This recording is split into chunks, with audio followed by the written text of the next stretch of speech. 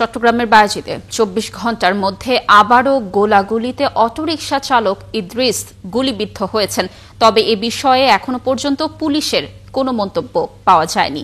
বিকেলে বায়েজিদের চালিতাতলী এলাকায় এই ঘটনা ঘটে। পরিবারের সদস্যদের অভিযোগ, মাদক কারবারিদের বিরুদ্ধে প্রতিবাদ করায় ইদ্রিসকে গুলি করা হয়েছে।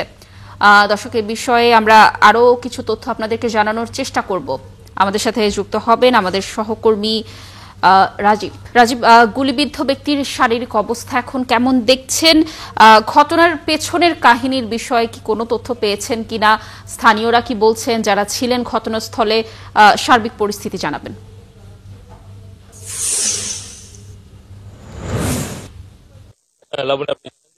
গতকালকে ৩ জন গুলিবিদ্ধ হয় বিএনপির নির্বাচনী প্রচারণার কাজে।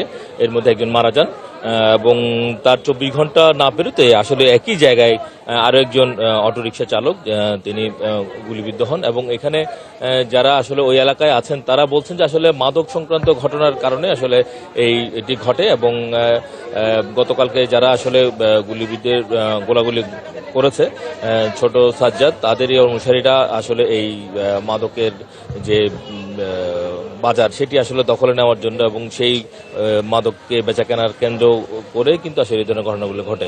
যদিও আসলে পুলিশ বলছে যে আসলে তারা এখনো এই বিষয়ে কোনো ধরনের কোনো কিছু জানে না। সংশ্লিষ্ট যে থানা আছে বায়েজিদ থানা, সেই বায়েজিদ থানা বলছে যে তাদের কাছে এই ধরনের গোলাগুলির কোনো ঘটনায় আসলে তারা জানেন না। অথচ আমরা দুপুর থেকেই কিন্তু এই যে ইদ্রিস নামে যে অটোরিকশা চালক, তিনি চট্টগ্রাম মেডিকেল কলেজ হাসপাতালে চিকিৎসাধীন আছেন এবং ডাক্তাররা বলছেন যে 2 পায়ে গুলি লেগেছে এবং অবস্থা কিছুটা আশঙ্কাজনক। তাকে অপারেশন করা হয়েছে এবং তাকে এখন অবজারভেশনে রাখা হয়েছে।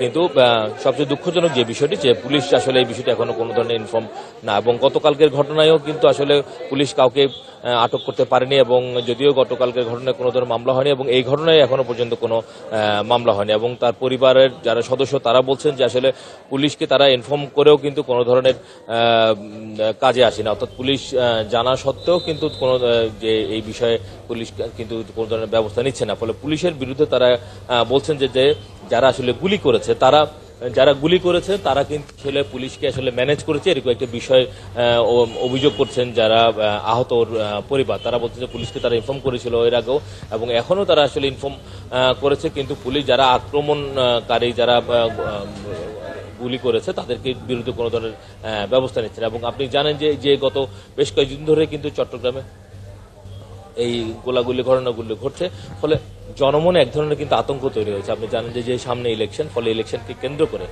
গতকালকে। ধন্যবাদ আমাদের সাথে যুক্ত থাকার জন্য। নিশ্চয়ই পরিস্থিতি আইন শৃঙ্খলা বাহিনীর নিয়ন্ত্রণে আসবে, আমরাও সেই প্রত্যাশা করছি। দর্শক, যুক্ত ছিলেন আমাদের সহকর্মী রাজীব বড়ুয়া।